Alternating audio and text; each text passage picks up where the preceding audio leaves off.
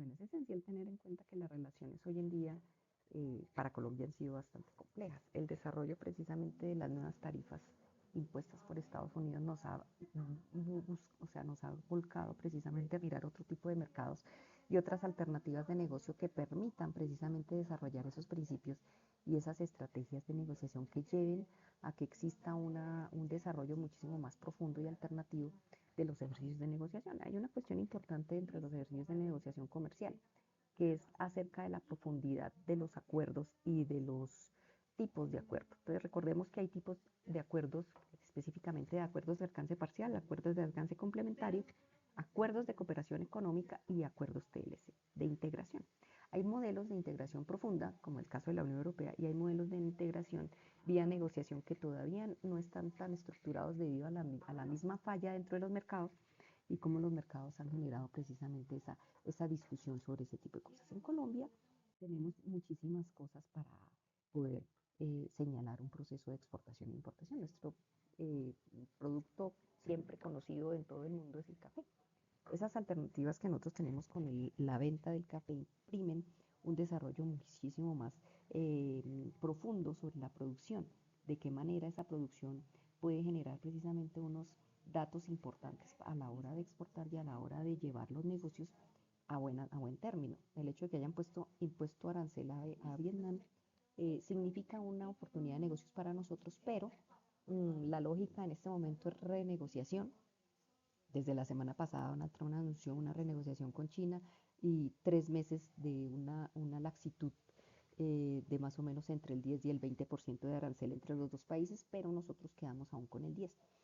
A pesar de que Colombia tiene acuerdos específicos como el APC y el desarrollo mismo que se ha implementado con Alianza del Pacífico, nosotros todavía no tenemos accesos a mercados diferentes.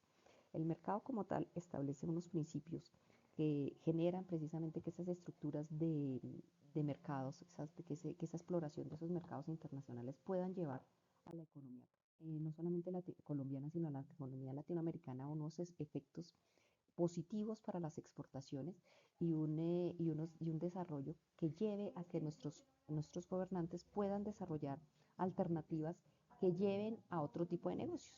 Entonces, por ejemplo, si hablamos de tipos de negocios TLC, nosotros en Colombia tenemos un acuerdo con Corea del Sur, el cual no ha sido 100% desarrollado, el que más ha sido desarrollado, que obvio han tenido sus pros y sus contras, es el que tenemos con Estados Unidos y el que tenemos con la Unión Europea. Pero en acuerdos de cooperación tenemos el acuerdo de la Alianza del Pacífico, que es el que nos permite precisamente vincular, y ahora la semana pasada ya se desarrolló de todo el tema de la ruta de la seda. Estableciendo este tipo de parámetros, pues se tiene como tal unas estrategias para poder llevar a estas negociaciones a un buen término. El tema es que esos efectos sobre los aranceles no son efectos dados y que pues precisamente esos acuerdos generan esas opciones de diversificación que se tienen con los acuerdos y los acuerdos de cooperación, al no ser tan vinculantes jurídicamente, permiten precisamente navegar en una estructura muchísimo más dinámica que pues precisamente genere los procesos y la dinámica de una manera internacional y de una manera muchísimo más alta. Los porcentajes para nosotros han sido complejos en términos de las capacidades técnicas y de logística interna que tenemos en nuestro país. A pesar de que exportamos de manera gradual y que tenemos ya, por ejemplo, que yo les decía ahora, en términos internacionales nos conocen por nuestra alta productividad en café, nuestro tema, por ejemplo, del sabor, cuando uno viaja a otro país, uno de inmediato extraña, yo creo que a ustedes les pasa lo mismo con la carne, extraña de inmediato el café colombiano, porque aún no le sabe a uno igual como le sabe acá. Entonces, o uno tiene que llevarlo precisamente para que tenga entonces esas características que así le digan que en Starbucks que es café colombiano, uno lo prueba y definitivamente no lo es. O sea, hay unas características especiales en el grano, en el aroma, en el color del café que hacen que nosotros tengamos esas diferencias con respecto a eso. Entonces hay unas cuestiones importantes que se empiezan a visualizar y que Estados Unidos de todas formas tiene que empezar a pensar de que pues nosotros tenemos esas oportunidades de calidad y que de todas formas también podemos hacer, como en todos los años que hemos tratado de hacer negocios con China, podemos establecer esas negociaciones. Es decir, no tenemos el límite de la negociación. Nuestro límite de la negociación podría ser, no sé, que la limitación sea el número de datos que se tienen con respecto a las posibilidades que se tienen externamente y nosotros simplemente estamos haciendo un acuerdo de cooperación económica. ¿Qué pasa? Que en términos políticos, en términos de relaciones internacionales, en ocasiones esto no es tan bien visto por los otros países, porque siempre está la mera idea de la unilateralidad, o sea, la mera idea de que si ustedes son amigos míos, no son amigos de nadie más, o sea, de qué manera estas situaciones establecen este rango y no se profundiza de una manera adecuada para generar futuras negociaciones. El problema va más allá. En términos políticos, nosotros en este momento tenemos un lío importante, que es el tema de que nos ha ido muchísimo la inversión. Están en este momento pasando unas reformas del gobierno, las cuales, obvio, hay cosas que son buenas, pero también hay cosas que no generan productividad y que, o sea, todo está enmarcado en situaciones políticas que ustedes lo saben, América Latina se ha enfrentado muchísimo tiempo a ese dilema entre izquierda y derecha, entre qué hago, cómo subsidio o cómo subsisto y de qué manera hago que mi país sea más productivo. Entonces ahí ya viene una situación importante con respecto a eso y ya se establecen mediciones importantes con respecto a eso. Entonces la calidad, por ejemplo, de los productos, las cantidades que nosotros podemos proveer, de qué manera esas cantidades podemos involucrarlas en un mercado muchísimo más dinámico para que el mercado se dinamice muchísimo más. Y hay que mirar también otros mercados como ustedes ya lo han hecho. Entonces, esa guerra comercial en este momento yo creo que ya está sobrevaluada y yo creo que todo el mundo ya se ha dado cuenta que pues Estados Unidos no puede proceder de esa manera, pero existen los egos y sobre todo los países, ese tipo de países en el mundo generan precisamente esa discusión de egos, ¿no? De yo soy el más importante, entonces tú tienes que obedecer todo lo que yo te diga. Entonces, y toda la vida ha sido así, no te metas más con esa persona porque entonces ya no hay amiga tuya. No te metas más con esas otras personas porque entonces ya se convierte en un proceso que no genera precisamente una discusión alternativa positiva sobre lo que se quiere hacer. Entonces la guerra comercial en ese momento está parada. ¿En qué tipo de discusiones se tienen con respecto a los aranceles y qué tipo de discusiones se tienen precisamente para que esta guerra comercial no afecte significativamente a la inflación? Cuando se afecta la inflación en los países, sí, definitivamente ya eh, llega un momento que es insoportable y la economía va a llegar a precios tan altos que los, los bancos centrales, bajo presión de los mismos estados, puedan bajar las tasas de interés, pero no lo deben hacer en la medida que eso va a repercutir en el mayor consumo y el mayor consumo sin producción, pues es una cuestión bastante compleja. Ahí el tema es que también nosotros necesitamos apalancamiento productivo y dentro de nuestras estrategias de mercado siempre existe eso. Nosotros tenemos una gran posición geográfica porque nos une eh, pues una alternativa no solamente geográfica, que tenemos los dos océanos, sino una estrategia geopolítica que hace que nosotros seamos la ventana de América del Sur. Entonces por ahí entra toda la mercancía, por aquí llegan, se trasladan, hay paso comercial. Y nuestros puertos en el Atlántico son muy buenos. Existe el puerto de Barranquilla, existe el puerto de Cartagena y existe el puerto de Santa Marta, que son puertos de gran calado que permiten la estructuración profunda de lo que se da teniendo en cuenta las estrategias que se dan en cuestiones de traslado de mercancías y de cómo, por ejemplo, se logra una armonización arancelaria y aduanera. Pues nuestras aduanas son muy organizadas en ese sentido y pues existen muchísimos controles los cuales nos hacen que llevemos pues datos funcionales al respecto y que tengamos dentro de esos datos funcionales situaciones que nos lleven a unos procesos de negociación muchísimo más dinámicos que permitan hacer negocios con otros países. Pero entonces, ¿qué pasa? Como hemos visto, existe una multilateralidad en este momento que puede convertirse no en una multilateralidad, sino en una unilateralidad de parte de Estados Unidos. Pero ¿qué pasa? El mercado ha cambiado. La intervención de los estados también han cambiado. Y sí, uno entiende también a Estados Unidos porque todos los países en este momento padecemos rezagos y consecuencias de la migración, de alta migración en los continentes.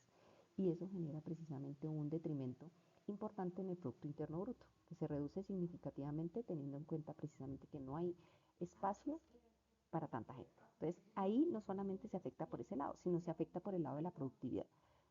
Hay gente, pero la gente no está recibiendo un ingreso. Entonces, ¿cómo hago yo para subsistir con tanta gente y no tener un ingreso? Entonces, el país deja de ser productivo. Cuando el país empieza a bajar la productividad, inmediatamente los indicadores otros se convierten en un lío, porque pues no existe una técnica importante que diga, bueno, si subo tal indicador, entonces no, y yo no puedo gastar y gastar y gastar y endeudarme como nación, porque posteriormente voy a estar subyugada a cuotas, voy a estar subyugada a cosas que no debo estar, entonces ahí ya me cambia la situación. Entonces, el posicionamiento como tal implica precisamente que existe esa relación de intercambio. Paraguay, la soya, la carne, nosotros les compramos carne, al igual que a Argentina, y tenemos ya muchísima gente que también vive allá y se ha venido a vivir acá. Y no somos, o sea, somos unos países que nos apreciamos muchísimo. Entonces, ahí ya que hay que mirar también los modelos que se tienen. Entonces, dentro de los modelos económicos, se puede establecer que precisamente la izquierda se ha tomado el continente, pero también existe fuerza de la derecha que hace que todo como que, bueno, listo, estás acá, entonces tú vives acá con lo que tienes y el resto se va. Pues el problema es que no podemos sacar a todo el mundo, porque no todo el mundo llega a delinquir. En el caso, por ejemplo, de Colombia, nosotros tenemos muchos migrantes venezolanos, los cuales también son fuerza productiva. Y así como ha llegado gente que viene y roba y todo ese tipo de cosas, también viene gente buena que necesita. Entonces ahí es el dilema precisamente de las relaciones internacionales sobre qué posición debo yo tomar con respecto a lo que yo voy a hacer, con respecto a lo que yo voy a documentar, con respecto a las posibilidades que yo tengo en definitiva para poder apoyar a este tipo de personas. El tema es que al tener baja productividad no me alcanza, ¿sí me entienden? O sea, es como si eh, tienes dos hijos y resulta que te llegaron otros dos y tú dices, miércoles, ¿yo qué voy a hacer con este salario tan poquito que tengo para poder subsistir con estas dos nuevas personas? Entonces ahí hay contradicciones, ¿sí me entienden? Entonces es por eso que, por ejemplo, el tema migratorio se ha vuelto tan controversial en este momento en las relaciones internacionales, porque definitivamente se ve de qué manera se puede precisamente organizar un acuerdo, precisamente, y que ese acuerdo realmente derive en cosas positivas y no solamente sea en cuestiones negativas. Ahí hay una situación importante con respecto a esto, que es la forma como se tiene, como se establece la negociación como tal. Esa forma como se establece esa negociación se involucra otras actividades que pueden desarrollarse a través de la guerra comercial. Las estructuras de las relaciones internacionales como tal implican que existan brotes de unilateralismo y hegemonía, como pasa con Estados Unidos, pero la estructura multilateral siempre se mantiene en una medida que pueda favorecer a unos países y no favorecer a otros. Entonces ahí es cuestión de, bueno, listo, a mí no me favorece, pero yo produzco lo suficiente para poder subsistir y para poder llevar y traer productos. En ese sentido hay que mirar de qué manera se establece, por ejemplo, un control inflacionario y de qué manera se establece un control sobre el tipo de acuerdo. Entonces, ¿qué pasa? Cuando se establece ese control sobre el tipo de acuerdo, tenemos que especificar de qué manera se hace ese control.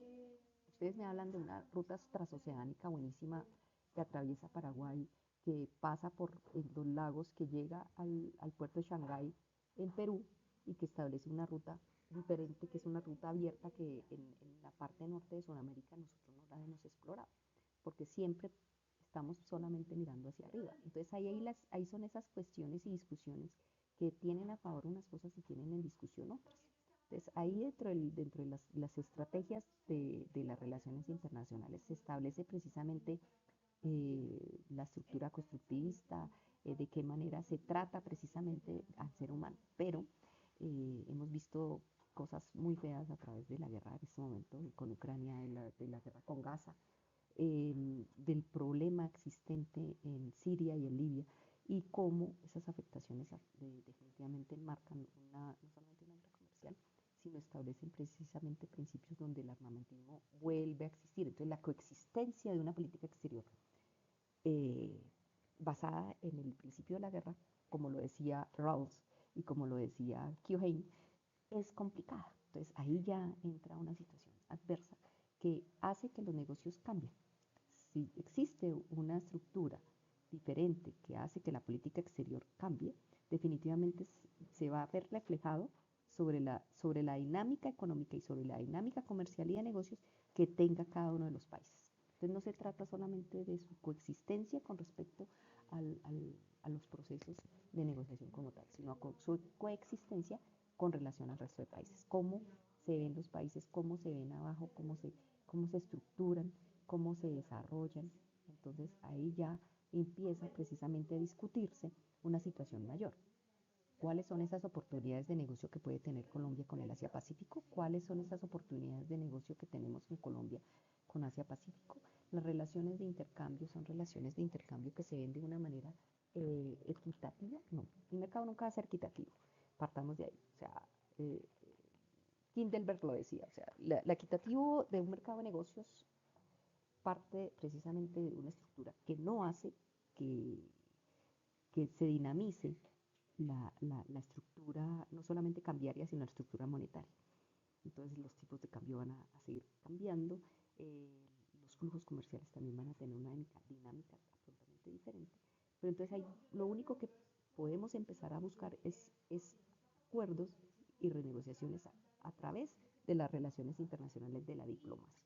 Entonces ahí empieza precisamente una dinámica que cambia las perspectivas que tiene el país con respecto al mundo. El tema de la política interna también es un tema complejo que hace también que nos busquen de una manera diferente, que nos hablen de una manera diferente, que nuestro riesgo país se incremente, la prima de riesgo se incremente y que en ocasiones las inversiones extranjeras directas no lleguen adecuadamente a cada una de las naciones. En términos de perspectiva comercial, las exportaciones que tenemos hacia otros países de América Latina sí funcionan, pero de todas formas existe todavía una carencia logística para compras en el mismo continente. Además que en ocasiones buscamos siempre hacia afuera, pero no nos buscamos nosotros. Entonces eso es un reto que también tenemos que implementar dentro de los procesos mismos que se tienen en la estrategia de negociación. Entonces el reto es buscar esas alternativas, buscar esas estrategias de las relaciones internacionales a través de la diplomacia normativa, a través de las crecientes organizaciones que tiene el Estado, de las agencias de cooperación, de las agencias internacionales, para que esto se someta a unos resultados importantes que lleven a una generalización del comercio muchísimo más fuerte, muchísimo más potencializado.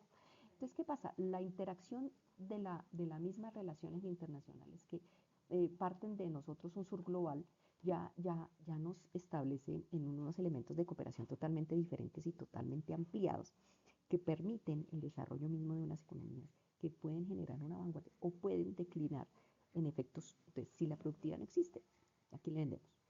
¿Qué vendemos?